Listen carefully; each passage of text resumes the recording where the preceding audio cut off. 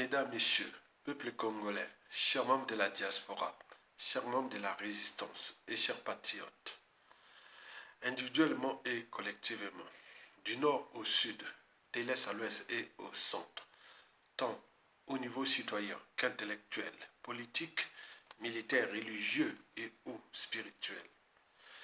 Je vous informe que dans le contexte politique des présidentielles problématiques du 15 mars 2026, je vais devoir ici vous traiter le fiasco de l'énigme visite entre guillemets officielle du président sénégalais, M.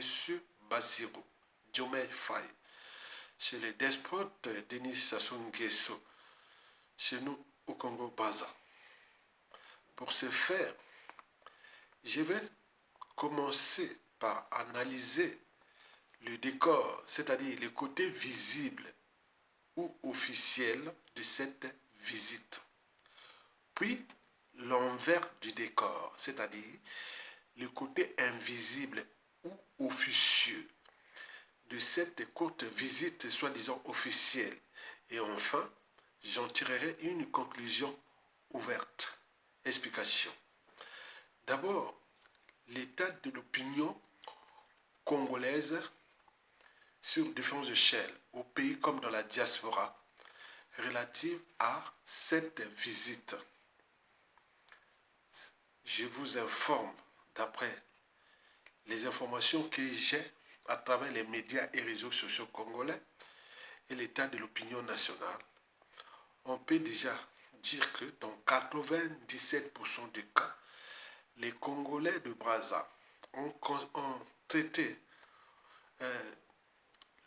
la visite du président sénégalais chez nous comme un non-événement. C'est-à-dire près de 9 Congolais sur 10 a trouvé la visite du président sénégalais chez le despote Denis Sassou Nguesso comme un non-événement, comme de la distraction. Et ça reste d'ailleurs énigmatique. C'est comme si le président sénégalais, M.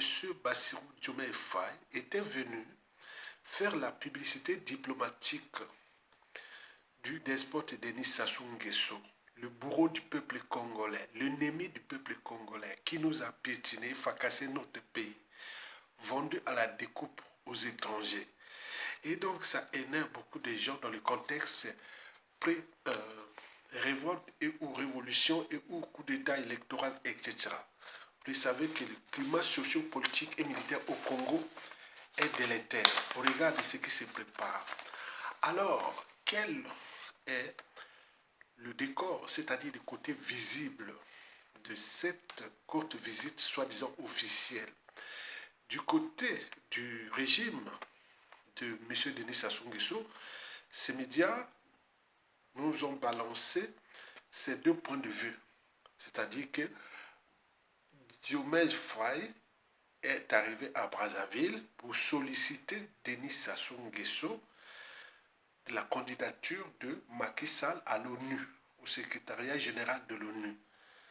Mort de rire au regard de ce qui s'est passé déjà à l'UNESCO ces derniers temps, où Denis Sassou Nguesso ne porte que la passe, donc on peut se questionner. Donc on nous balance que M. Diomaye, le président sénégalais, est venu voir le président Sassou Nguesso pour le soutien du Congo au Sénégal à la candidature de Macky Sall aux Nations Unies, mort de rire. Mais de l'autre côté, on en parle des accords économiques, des marchés et autres. Mort de rire aussi parce que Sassou a coulé un pays. Le pays est en faillite.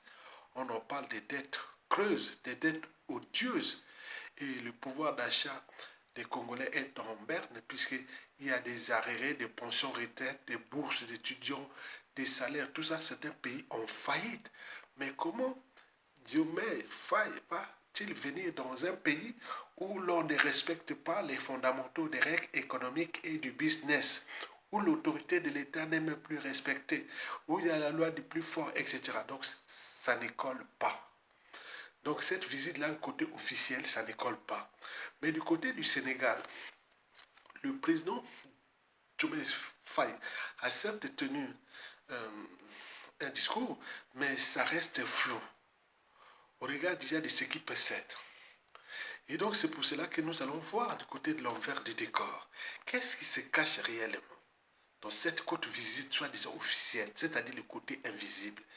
Et sur ce point, je l'ai sélectionné pour vous 4 questionnements. Le premier questionnement sur 4, c'est déjà la femme du général Jean-Marie Michel Moukoko, qui est sénégalais, l'une de ses femmes est sénégalaise, qui, jusqu'au procès, elle était loquace, elle en parlait, tout ça, elle est chez elle au Sénégal.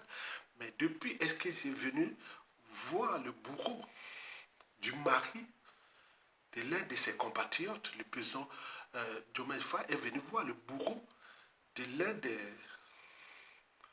du mari de l'un de ses compatriotes. C'est tous les questionnements. Vous savez que depuis 2016, le Sénégal est toujours resté fou dans cette histoire. Deuxième questionnement sur 4, au regard du contexte politique préélectoral, est-ce que